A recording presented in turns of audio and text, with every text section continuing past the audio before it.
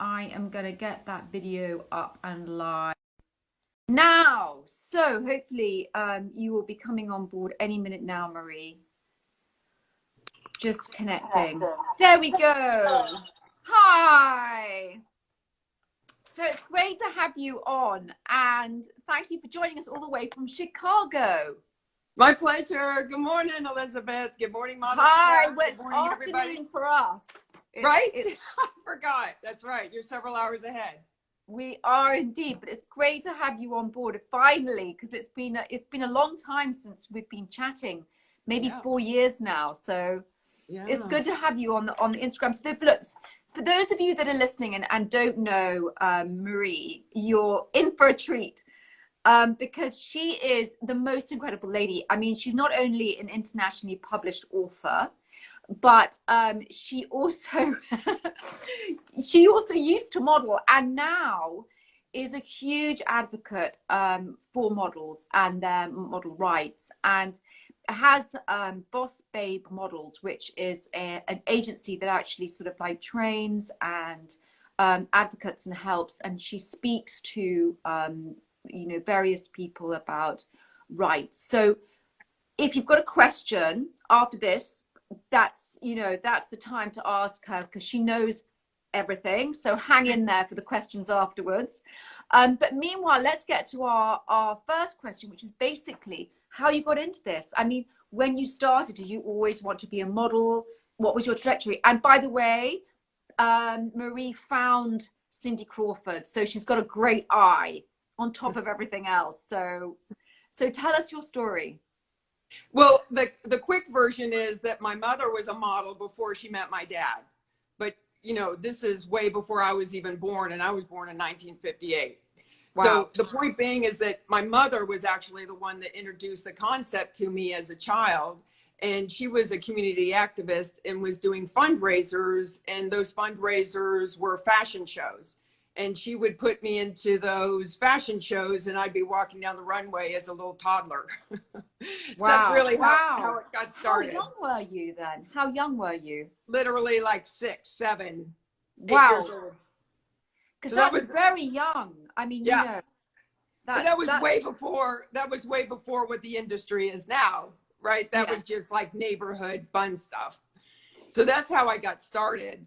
And if you flash forward, we'll forget all that years in between. But if you flash forward, then when I moved to Chicago, eventually I got a job running the studio of who was then a top fashion photographer, Stan Malinowski, excuse me. And working for Stan, producing his photo shoots worldwide, I'd go to Rome with him. We'd shoot 10 days with all the Italian designers. And meaning we would be shooting all of the editorials, all the fashion. You were modeling for him? No. I was producing. Oh, you were in the studios, right? Yeah. Okay. I'm trying to compress a lot of years. Yes, sure. I imagine you were just sort of like, found, the normal trajectory of like somebody meets you, you're found as a model, and then you go into modeling, but obviously you're working back. So you started as very young as a kid, then went backstage, and then, wow, yes, okay. Yes, I much prefer being backstage because I like telling the models what to do instead of being told what to do. It's hard. Yes. It's a hard work. It's really hard work. People underestimate actually how difficult it is to be a model. There's the kind of pressures, and I don't know if we're going to get into it, but the kind of pressures with body image and keeping a hip a certain width was very important to the industry. And I found that conflicting with my mental health. So that's really, as I got into being a teenager in young 20s, that's really why. And what decade are we talking about? 80s, 90s? Let me see, 70s. Wow, okay. Into the very early 80s. So I got my job working with Stan Malinowski in 1983. So that's where I professionally went backstage, right? So I was traveling essentially around the world with Stan, producing all of his fashion photo shoots, whether it be Europe, and then we'd go to New York, we would shoot a cover of Vogue, and then we'd come back to Chicago and shoot a week of what was called then catalog. where clients like, I don't know if you have over in England, but it's a client called Sears, which is Yes. okay, good. So you understand it's not really couture. It's more everyday kind of people next door kind of attire. So the point being is that I got an extreme education in going from Rome, shooting with Valentino, the designer, to going to New York, shooting a cover of Vogue, to coming back to Chicago and shooting catalog. Extremely different clientele, extremely different models, actually. Yes. Yes. And so that's really how I got my eye. Thank you for the compliment about my eye, but was really working for Stan and working with all the top models and the designers that my eye would be trained for the business. And how did you find Cindy Crawford? How was that? Tell us that story. So I was working for Stan Malinowski, and he had been booking this amazing model by the name of Gia. So I don't know how many people are going to remember Gia, but she was a huge model, tons of Vogue covers. But sadly, she passed away as a result of her heroin addiction. Oh, no. Yeah. And so that's a sad story. Did they make a film about her? Yes. Yes. And Angelina, it was Angelina Jolie. Yes. Amazing movie. Amazing movie. So that was, you were working with her. Wow. That's extraordinary. So Stan was booking Gia for his photo shoots. And then I got to edit the film, which is so fun. But again, it was my eye was being constantly trained. And I just had a preference for more exotic looking models. Not that blonde, blue eyes aren't pretty, but I just like the exotic ones. So the point being, around the time that Gia would pass away was around the time that I would then become an agent, and I would discover Cindy Crawford. To answer your question, that I discovered Cindy Crawford, I was interviewing a makeup artist. I was working for a very tiny agency at the time called Stewart Talent. And it wouldn't be for a year later that my boss, Jane Stewart, would merge with John Casablancas, and we would then become Elite Chicago. But it was at the Stewart Talent Agency that I had found Cindy in that makeup artist portfolio. Wow. George, and I asked George about Cindy, and he says, oh, forget it. She doesn't want to model because she's already been turned down by all the other agencies because of the beauty mark. And I said, I think that's what makes her look so interesting. Please help me. And he did help me track her down through the photographer, Scott Weimer, who had shot the images in George's book. And so it wasn't an overnight success, because keep in mind, this was the early 80s. And the whole exotic looking girl was not very popular. It was blonde, blue eyes, wasn't it? Yes. It was very blonde, blue eyes. I remember that era really, really well, because actually my sister's blonde and blue eyes. So everybody wanted so I totally get that. So that's so interesting. So Cindy Crawford was definitely not the kind of, she was, you sort of like saw her as something different and should be. Completely. Yeah. And by the time she got to New York, people were calling her the baby Gia. Really? Yeah, because she was that stunning. I mean, she was that stunning then, and still clearly even amazingly. She's aged so beautifully, it's ridiculous.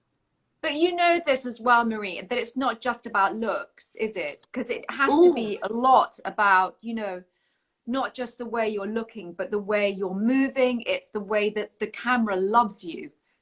That's really what makes you, become the better model. That's what makes you more than everyone else. So she must, not just her good looks and her exoticness, it was more. It was the fact the camera loved her. And that's, yeah. Well, keep in mind, if you go back to her history, when I started her, she was a 16-year-old in high school, and she was still class valedictorian.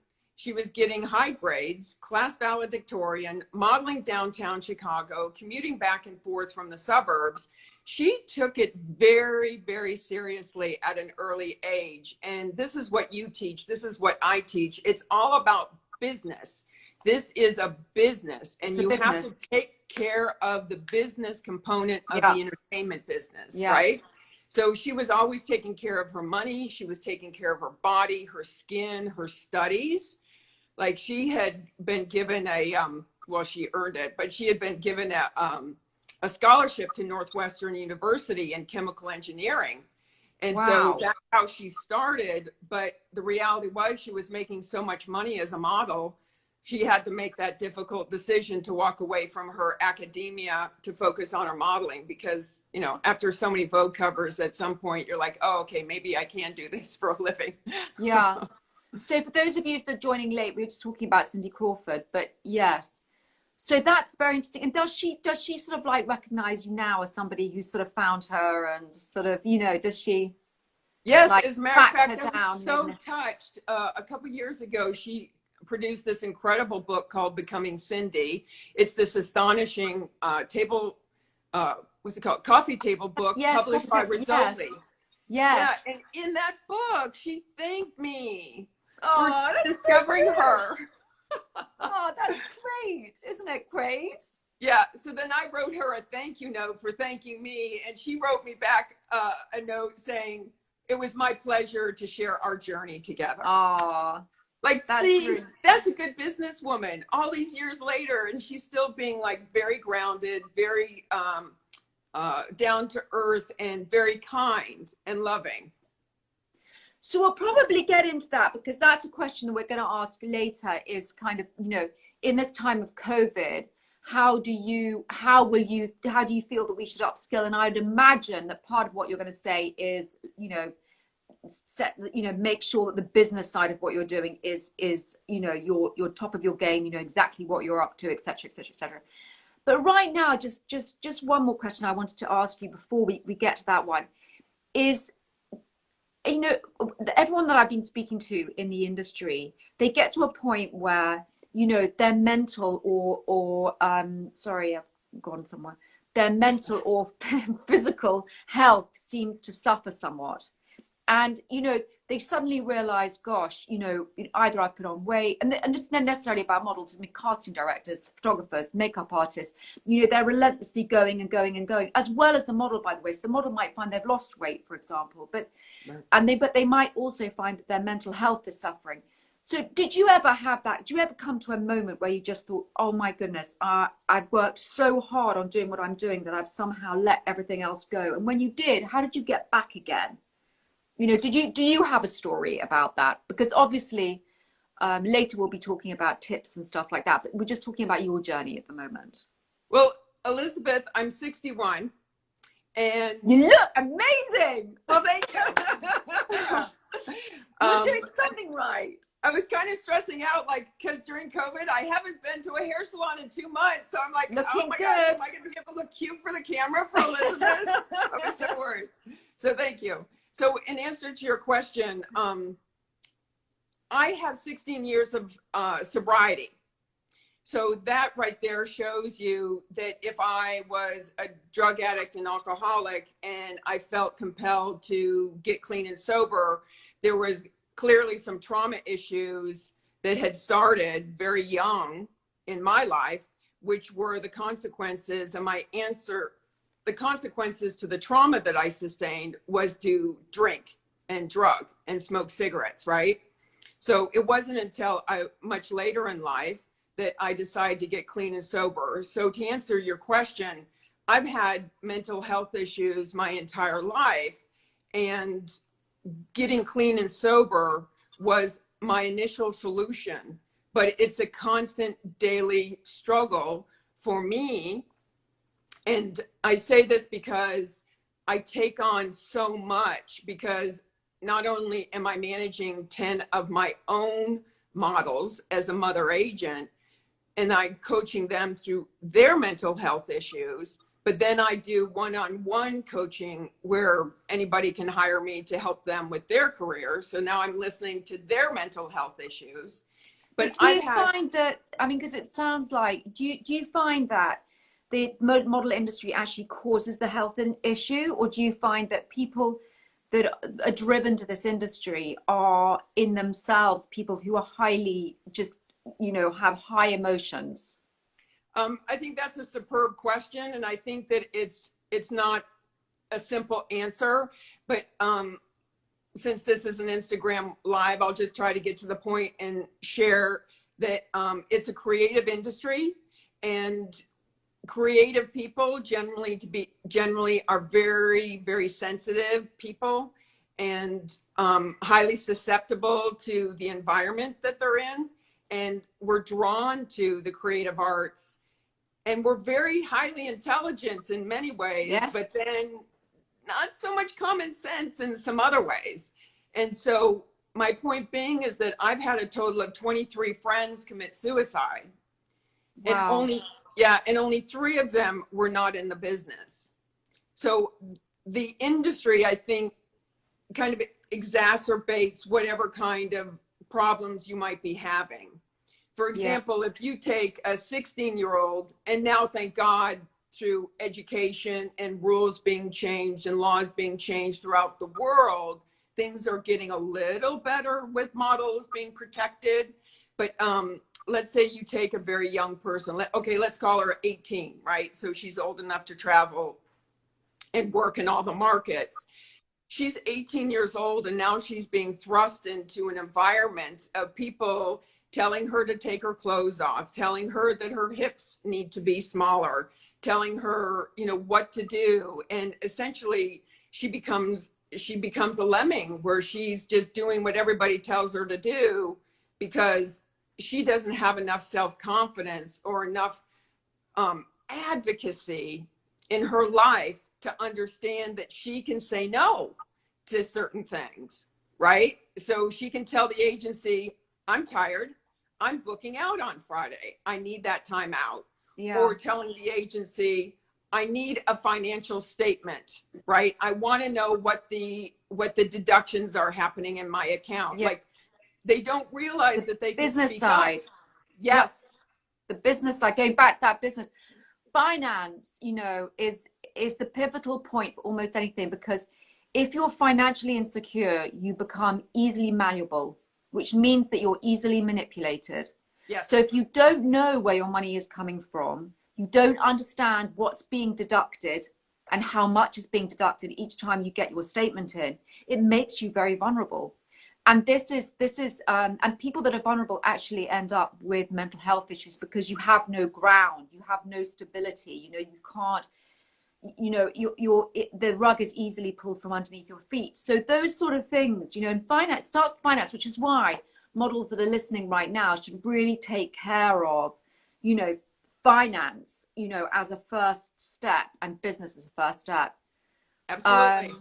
So Leila is asking a question about, what would your advice be for someone who has already mental health issues and now thrown into this industry? Do you think it will have a greater negative effect? Well, I'd say, not knowing, there's not a one size fits all answer about mental health, right? That's a whole big conversation. But let me say this: proceed with caution is my first answer. And something I haven't mentioned, which I think is absolutely critical, and this is going to sound crazy, but taking self-defense classes, taking martial arts classes, gives somebody a sense of physical empowerment. And also taking martial arts, it teaches and you mental. Yes. Mental strength.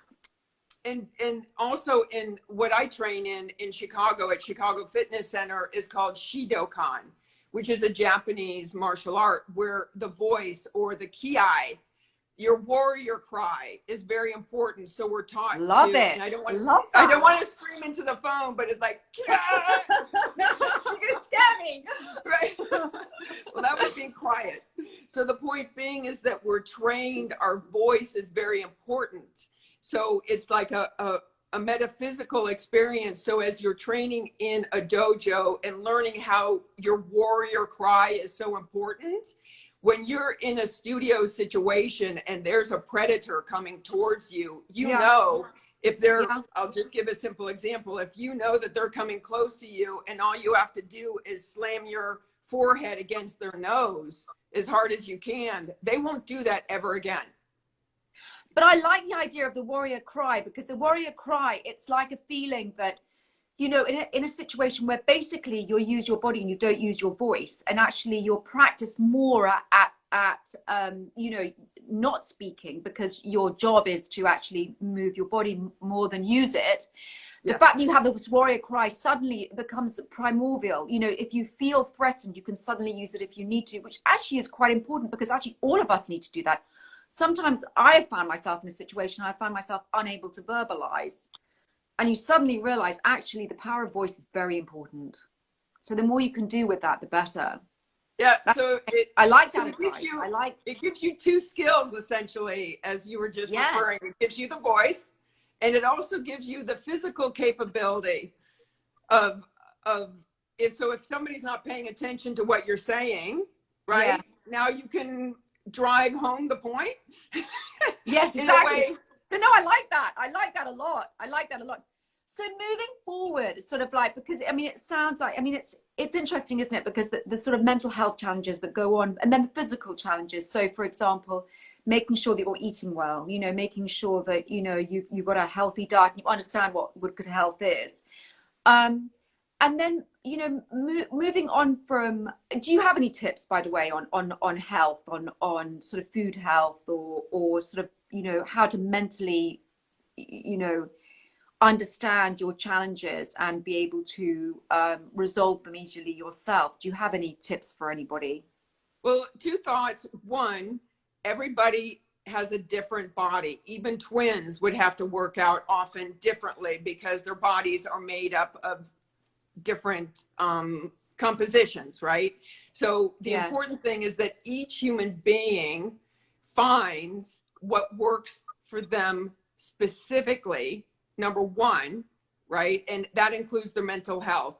For example, me with cardio, I need cardio or else I get super depressed. I need my martial arts or I get super depressed.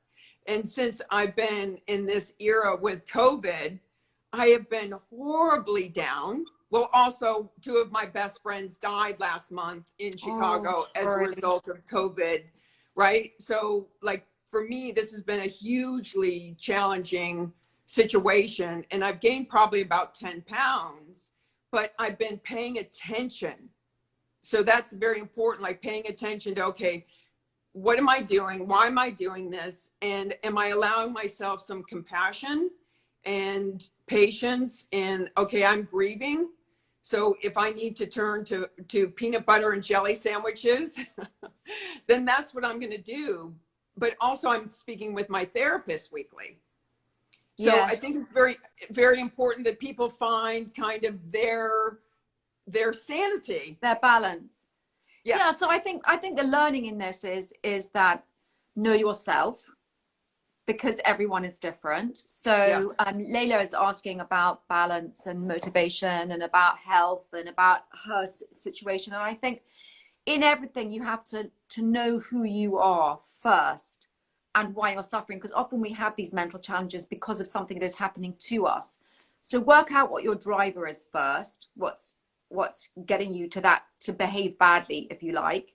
Yeah. And then try and focus on the thing that is actually the problem, rather than, you know, the thing that is making you feel better while ignoring the thing that is actually the problem. So sometimes it's like running away from a shadow. Face your shadow. You know, the shadow is always bigger depending on where the moon is or the sun is. Just, you know, so focus on that.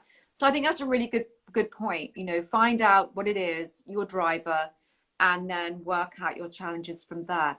So moving to the next question, we were going to ask, you know, like during this time of COVID, there are a lot of people that are shut down. They're in their homes and they're thinking, yikes, don't know how the model industry is going to look like. How am I going to be relevant? So how do you think that models can upskill during this time, given that COVID will probably change the industry? How do you move forward with that? What's your advice?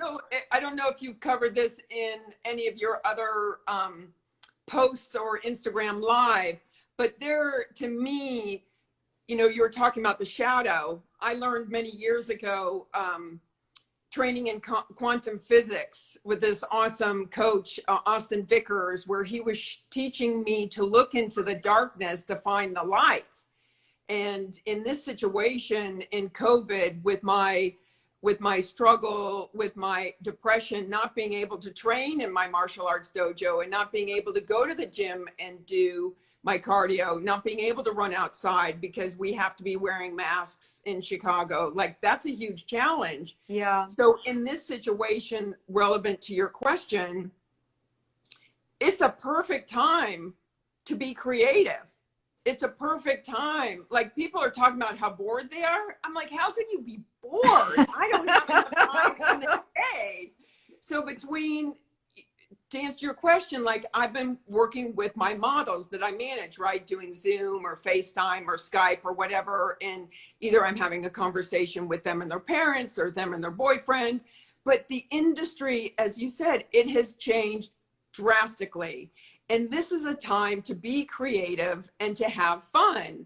For example, now technology is being used in a way that we never used it before. For example, let's say a client in London can be on a Zoom call with a model in Los Angeles, and that client can be having the model measure herself, right, on Zoom, and to show that client, to prove to that client that her hips are literally 34 inches, right? Wow. Now, the agency is the one that, you know, created that opportunity and made that connection, because a professional model who has a mother agency under contract should be arranging that. That's the professional way to go about it. But what's happening now, what's really fascinating, there's this term called create from home, where now clients are sending merchandise to the models at home, right? With very specific guidelines of their aesthetic, their brand aesthetic, and how that model should be shooting that merch in their house, or if they're going on location. So a lot of the models are having to put together these location presentations, right? Yes. So for example, my model Tristan is in Los Angeles. So he's got the beach, he's got the parks, he's got all sorts of fun little like flower gardens. So he has to go around and take all these pictures so that the agency can send those to the client. So then the client can take their brand aesthetic and figure out, okay, how can we book Tristan in his environments? And then once, who's going to shoot Tristan? Yeah. So then it becomes, is Tristan shooting with a remote control? Is it Tristan's dad that's shooting Tristan with dad's camera? But it brings up an interesting question, because actually then, you know, Tristan, let's say we take Tristan as an example. Tristan shoots, okay. So what actually happens to those photographs? Who actually owns them? Because and then does he get paid for the styling and for the photography, et cetera, et cetera, et cetera? Or does he just get paid as a straight model? And then what's the deduction from that? Do they still get their 40% or whatever it is from, you know? So how does that actually all work? Okay. There's so much to talk about just in that question. You have amazing questions, but I'm sorry, not every question has like just a black and white, here it is answer. I know. I'm sorry, because I know we're time limited as well. Yeah. So anyway, to answer your question, we have never been in this situation.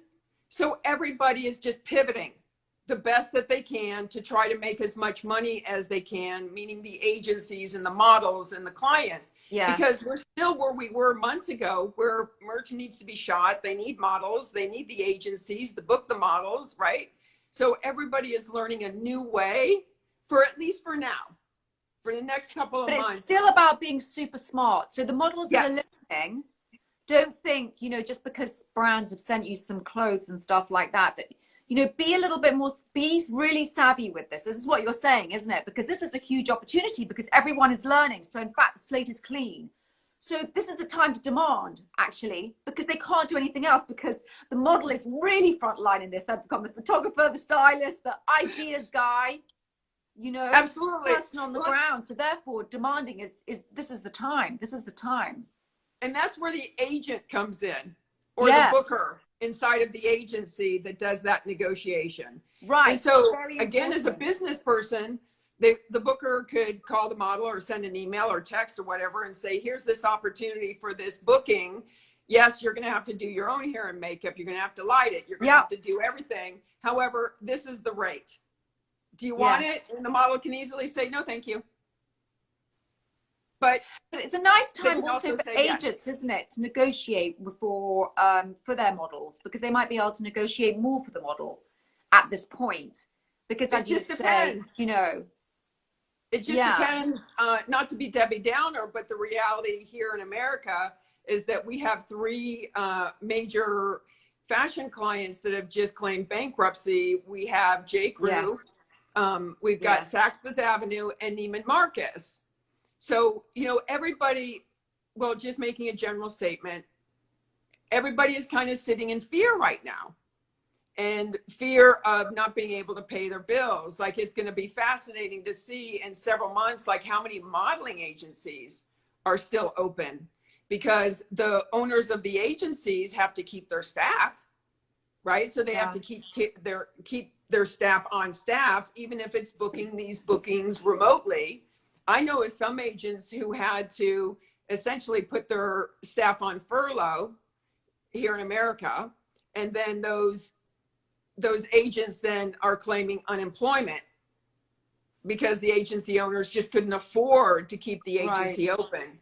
So it's like, it's kind of a chaotic time, and slowly but surely we're going to start experiencing a pace, because even the agencies, like, what's going to happen from the safety component once the agents go back to work themselves, like in the office. Are they going to have to wear masks? Is the agency owner going to have to separate desks? Are they going to have to put up those clear sneeze shields so that people, you know what I mean? Like, people aren't even back in their offices yet, so we don't know what's going to happen. I'm trying not to blither on, but there's just so many aspects to that discussion. Well, we've got a question from Alicia, who said, please, can you speak to the importance of what a model picks on Instagram? Not quite sure what that means, but do you mean? Well, I think that's a superb question, and it's funny because just a couple of weeks ago, I did a 2-hour free webinar on that exact conversation. Wow. And really, it just comes down to, what is your brand? Who are you? Right. And me, I am, as a model advocate, I'm much more family friendly. So I'm always trying to encourage models not to sexualize themselves and do anything that would compromise their career, their integrity as a human being, their family's reputation. What happens if they go to apply to college, or maybe 10 years from now, what's going to happen when they go try to get a corporate job? You know, once it's out there on the internet, right, there's no taking it back. Like, you can delete it off your phone. But so I think, actually, you know, Instagram is your portfolio. Whatever you want to say about yourself, put it out there. I mean, says, you know, speak it from the client point of view, but actually I think what Maria's trying to say is, this isn't about the client, actually. This is about you projecting yourself, and the client then picking you because of your character. And I think, you know, it's interesting, because I spoke to a casting director live a couple of weeks ago, and I said to him, what do you think you should, what advice would you like to give the models during this time of COVID? And he said, you know what, when I was being a casting director, you know, every time I cast, I would always speak to the models in advance. The reason being that I needed to know what their personality was like. I needed to know what hobbies they had, what they felt, you know, in their hearts, because then I could pick them for the clothes. I understood how they were going to move and feel good about those clothes. And I think people kind of miss that character is very important. It's not just about what you look like. Character and business. Absolutely. That's what Maria's saying. Yeah. Yeah, and because it's all about brand alignment. Yes. So if you are hypersexualizing yourself in all the posts that you're doing on a daily basis, and in your stories, and in your Instagram live, and in your highlights, and you have a client that is not about a sexualized type of brand, they're not going to book you. Yeah. And in America, we are making a general statement. We are relatively conservative. Oh, you've gone. Our client, are you still there? Yes, sorry, it's sort of like Okay, wearing. I'm sorry, something happened on my end with the. Uh, it's going a bit. I think we might have lost Marie a bit, but I think basically Marie is saying she's gone a bit slow, but basically saying that personality is very important, business is very important, to run yourself like a business is very important. And during this time of COVID, if you really want to upskill, those are the things that you really need to do to push yourself forward, and make it the best career that you can have when this time is finished. Um, I'm not sure we're going to get you back, Marie. I think that there is a problem. So I think at this point, unless you want to hear me go on and on and on, which I'm sure you don't, end this session. But it's been great. It's been great having you guys on. And if you have any questions actually for me at the moment about health or anything like that, let me know. So there's a question, what's the best way to find opportunities in quarantine? So I think, the best opportunities you've got at the moment is if you've got an agency, I would keep up with that agency.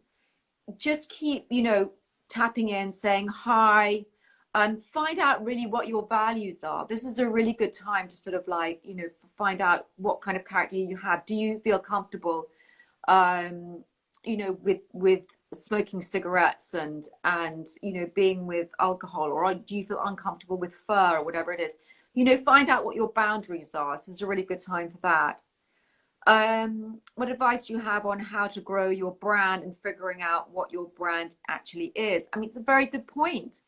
So you should test yourself. Think about yourself in 3 years' time, and imagine if you saw a photograph of yourself with a tattoo, with sort of like smoking cigarettes. I'm just going to see if I can get Marie back. And think of yourself, if you found yourself in 2 years' time, if you'd feel comfortable wearing fur, if you do want to sort of like have animal rights, that sort of thing. So just be conscious of yourself, find out what your character is. Thank you for doing the live. Love Marie. Oh, she's great. You just got a huge compliment for somebody. They love you. But you're back. So if you've got any more questions, ask Marie. But I think the thing was sort of like we were asked the question sort of how to find character. What is character? How to find it? How do you massage your career? If you have any advice for people that are asking those questions, they're here to listen. That's a superb question, and I think for sure it starts at home. Can you guys hear me okay? Because it's really funky on my end. Yes, I can hear you fine. Okay, thank you. So you're completely blank on my end. But anyway, it starts at home. And I know that sounds really old school, but it's like, okay, what have your parents taught you? And thankfully in my world, my parents taught us a lot about standing tall and being proud and hard work ethic and taking care of your community. And my mother being a community activist, that's where I got into model advocacy, right? So I was trained that way. My father was a rocket scientist at NASA. Wow. During the Apollo Moon program. Wow. So can you imagine being a kid? Can you please shut that off, Suzanne? Sorry, my sister is here and she's got her phone on and it's bleeping and I'm getting distracted. So anyway, with my father putting men on the moon, that taught me about there is absolutely no ceiling to what I could or I couldn't do in life.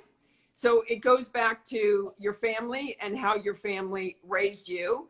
And then if you didn't have the privilege of being raised with character, with family of character, then that's a skill, just like learning makeup. Yes. Or, how to do martial arts. You have to learn character. And that takes time. It's not like you can just go into a store and buy it. You need to develop it.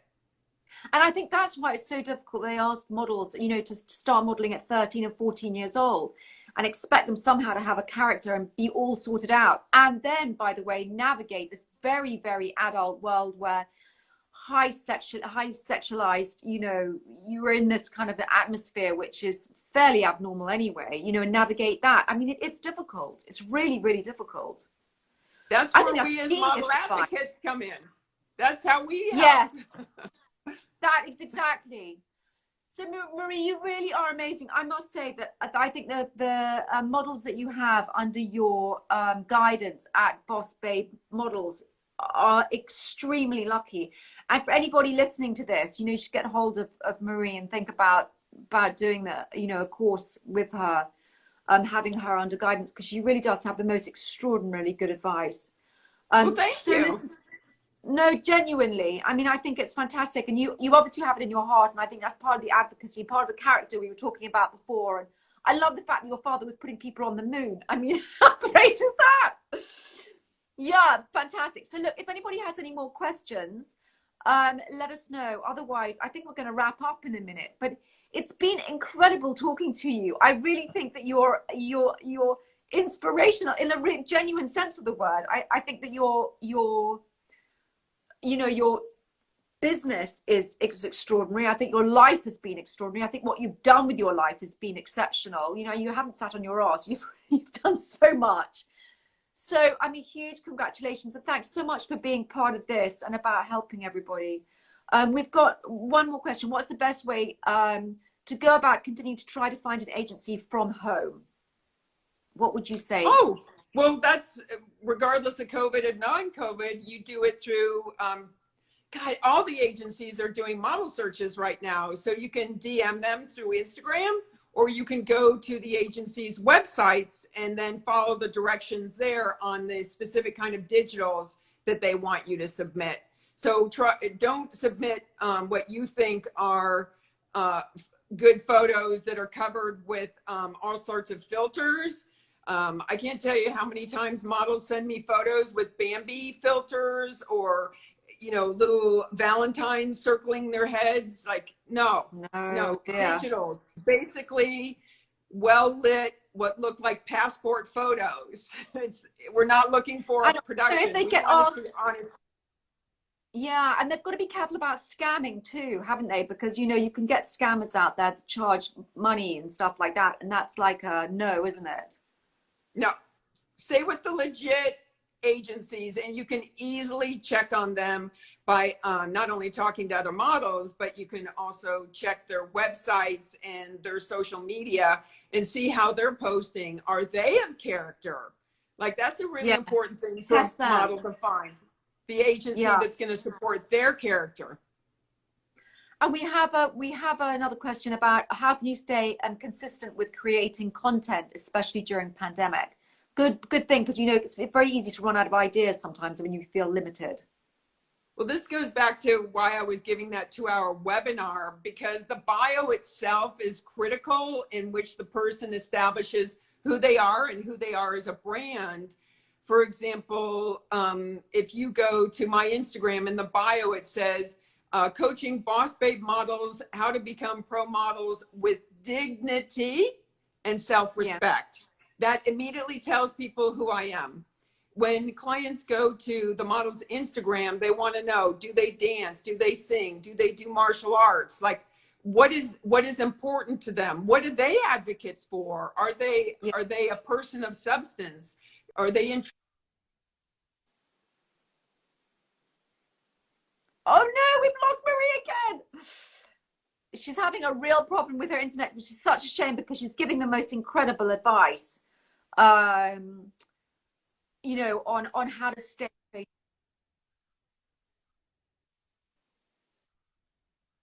In the bio, how important it is that you have to communicate to the client who you are in that bio.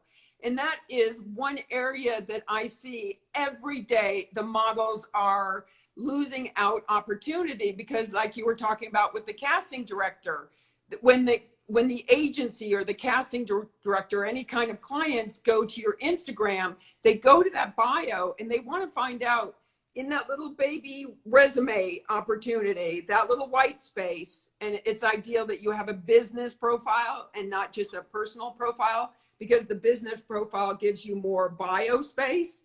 But they want to know what your skills are. What are you contributing to the shoot? Like, what kind of creativity? Because to answer the question about, you know, content, that bio, once you establish your brand and who you are, that then becomes your outline to how you post. Does that make sense? So if somebody is a martial artist, they're posting that. If they're into health and fitness, they're posting that. If they're a dancer, they're posting that also. Yeah, absolutely. I mean, it's kind of like what's in your heart. So you put out there what you want everybody to see. That this is my speciality. This is the sort of like where I feel comfortable. So, you know, if you're putting that out there, I mean, we've got another question about should you make it simple and fun, or should you make it, you know, all about your interest? I mean, I think that if you want to make it simple and fun, maybe that is your interest. Do you know what I mean? Maybe you just want to be lighthearted, and that is also, isn't it? That's a character as well, you know. So I think to be authentic and to create a range of what you can do and not make it so overcomplicated.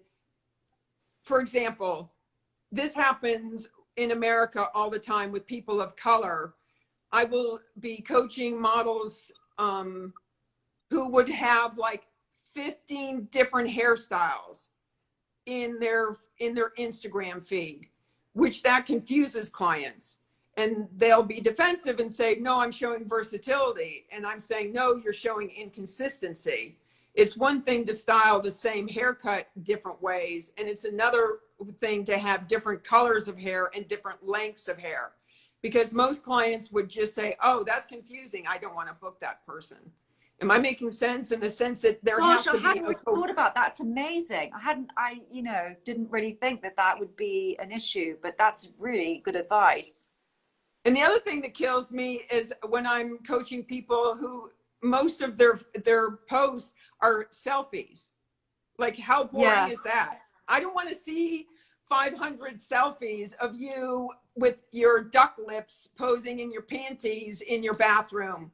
Like, that's boring. That is not creative. That is showing somebody has no ability to be diverse in their understanding of how to pose in front of the camera and how to put things together for photo shoots. I mean, this is a time to collaborate with other friends. And especially if you're in high school, you could be doing FaceTime chats with photographers, hairdressers, makeup artists to create all this content.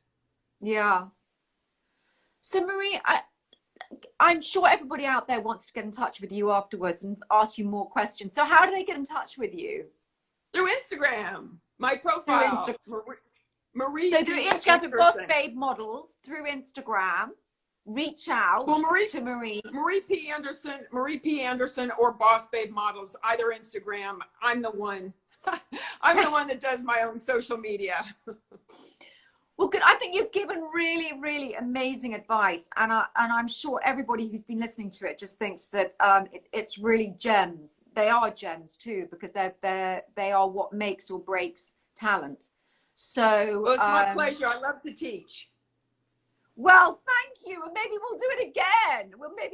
Yes, please. Thank you very, very much. It's been fantastic having you on, and